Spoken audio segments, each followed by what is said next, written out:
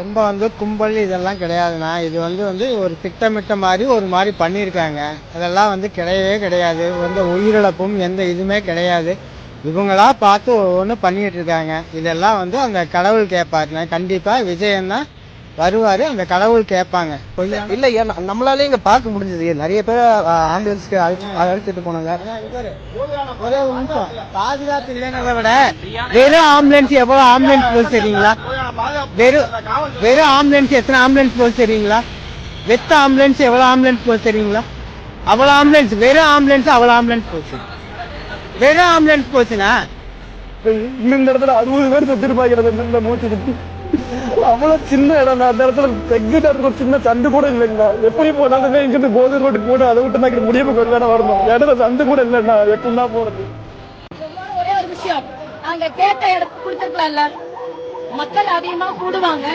மக்களும் இட வசதியோட இருக்கணும். தலைவரும் பார்க்கணும். தளபதி சும்மா வந்தாலே கூட்டமா தான் வரும்.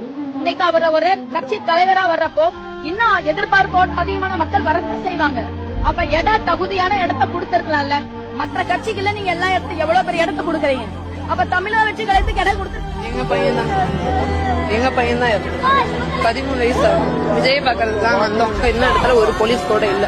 50 பேருக்கு மேல 50 பேர் உளுந்து கிடக்குறாங்க. யாரை தூக்குவாங்க சார்? யாரையும் தூக்கல. ஏன் நீங்க பாதுகாப்பு கொடுக்கல? எங்களுக்கு அது பதில் சொல்லி ஆகணும். ஏன் போலீஸ் வந்தப்ப கொடுக்கல? நாங்க இருந்த இடத்துல போலீஸே இல்ல. அப்ப ஏன் நீங்க கம்மியா கொடுத்தீங்க? இதுக்கெல்லாம் பதில் சொல்லி ஆகணும். நாங்க ஒவ்வொரு குடும்பமும் ஒவ்வொருத்தர் இழந்து போய் நின்றுட்டு இருக்கோம். நாங்க விஜய் சார் மேல எந்த குறையுமே சொல்ல மாட்டோம். செந்தில் பாலாஜி சார் எங்களுக்கு பதில் சொல்லியே ஆகணும். சிஎம் சார் பதில் சொல்லியே ஆகணும். எதுக்கு விஜய் அப்படி இது பண்றீங்க? எதுக்கு விஜய் பேசுறீங்க? அது என்ன பாவம்னா சொல்லுங்க. நல்ல பெண்ணதான் வந்தான். அதுக்கு ஏன் ஒரு ஏக்கரை கொடுக்க கூடாதா?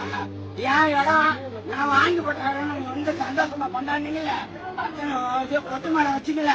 கொட்டு மேல வைக்க கூடாது, ஆடக்கூடாது, பாடக்கூடாது. அந்த ரவுண்டாக அவளை குறி கட்டக்கூடாது. அந்த கட்டத்து வைக்கிற என்ன பாவம்? என்ன நீங்க ஆட்சி ஆளணும்? நீங்க என்ன அப்படி ஆட்சி நடத்துறீங்க? என்ன மக்களுக்கு நல்லது செஞ்சுட்டீங்க? என் குடும்பத்துக்கு 10 பேர் பிள்ளை என்ன நல்லது செஞ்சுட்டீங்க? திருநங்கை என்ன நல்லது செஞ்சுட்டீங்க? இப்ப நல்லவங்க மாதிரி நடிக்கிறீங்களா நீங்க?